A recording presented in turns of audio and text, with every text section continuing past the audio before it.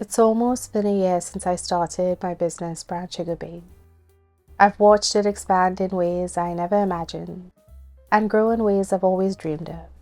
Some days I can't believe I built a career that brings me so much joy and fulfillment, one that centers my well-being as I navigate motherhood for the first time. And then there are other days when I remember I really am that girl. Of course, I made my dreams come true. My name is Kirsten. I'm a working mom and business owner, and this is a space for the cozy girls, especially the cozy moms, working towards building their careers while raising their little ones, without burning themselves out in the process. Today, I'm taking you through what running my business looks like day to day, and how Brown Sugar Babe continues to inspire a softer, more loving relationship with myself. Before we get into the video, let me be clear on what this video is not.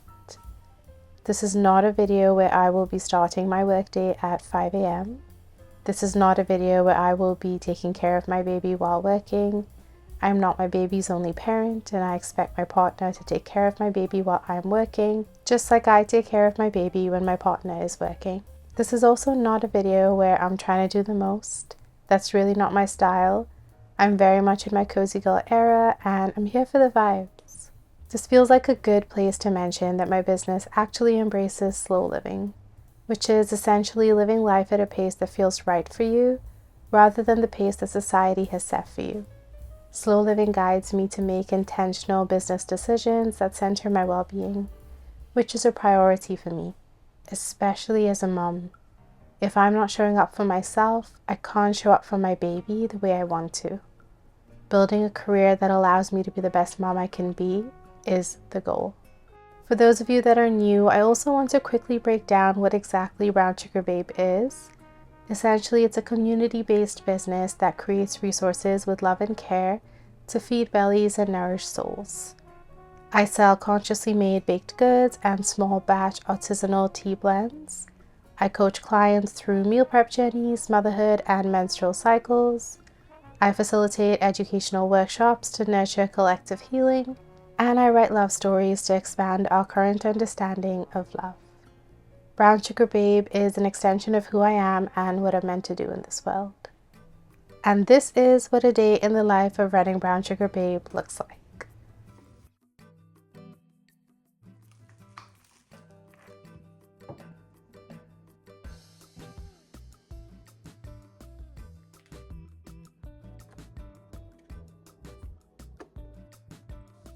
I woke up at the perfectly reasonable hour of 10 a.m.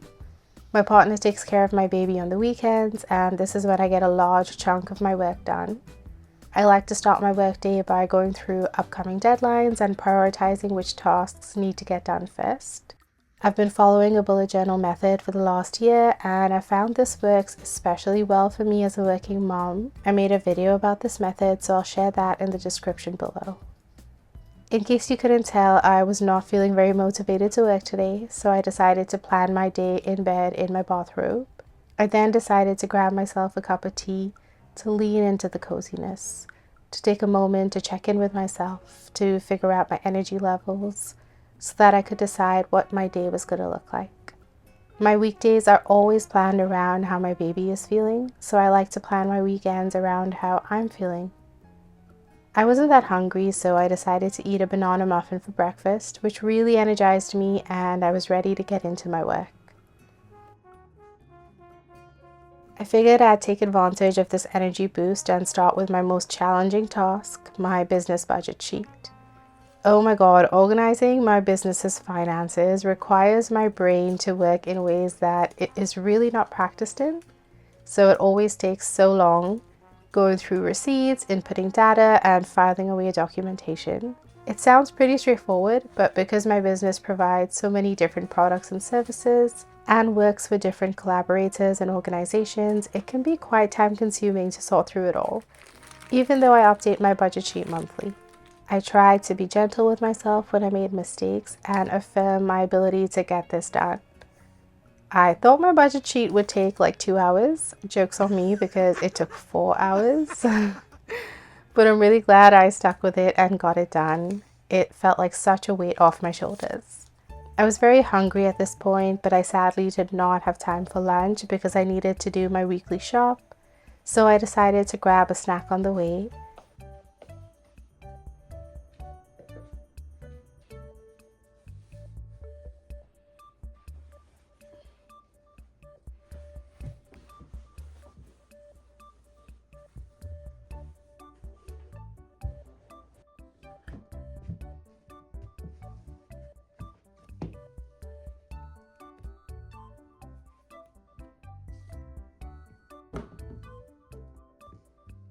I headed out the door and on the bus. It was a very cold day, but the sun came out to say hi.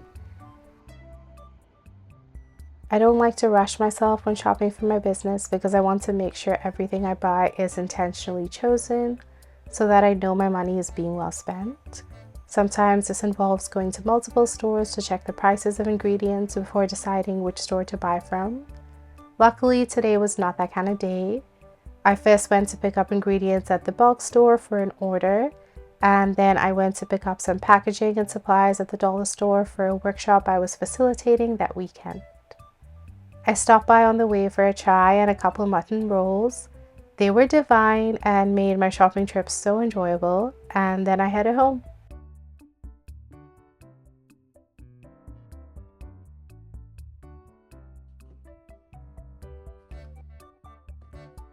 I had to pack some tea blends for a market that weekend, so I started with sticking labels onto the packets and then prepped the ingredients.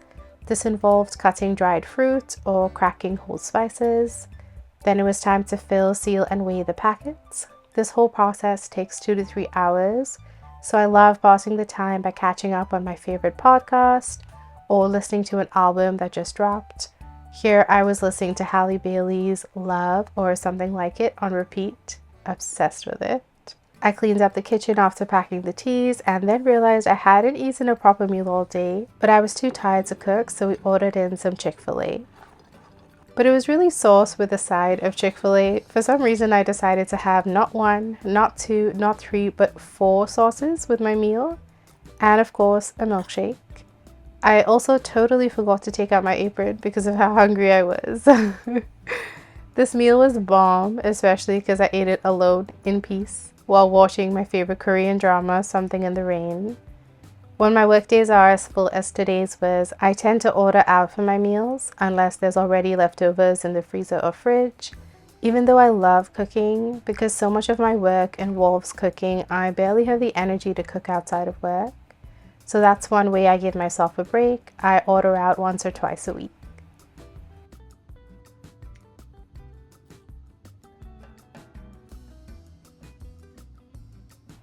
I then went back to finish off my workday. I added ingredients for my apple butter to my slow cooker so that could cook down overnight, and then I would be able to blend, bake, and jar that the next morning in time for a pickup later that day. I took this time to check in with myself again, reflecting on how the day went. I sensed that I was starting to feel exhausted, so I decided to start my night routine, which I love to prioritize at the end of my day. It includes showering, lighting a candle, lotioning my body, checking my journal to make sure all my tasks have been completed, and some postpartum physio because my body still has not fully healed from pregnancy and birth. My night routine helps me unwind and prepares my body for a restful sleep, which is so important when you're a mom. I can't always get as much sleep as I would like, but I can do everything in my power to make sure the sleep I do get feels restful. I was on my way to bed when I realized that I forgot to unpack the jars I bought earlier today. They needed to be washed tonight for them to dry in time so they could be filled tomorrow with the apple butter. So I dragged myself back to the kitchen and finished that off.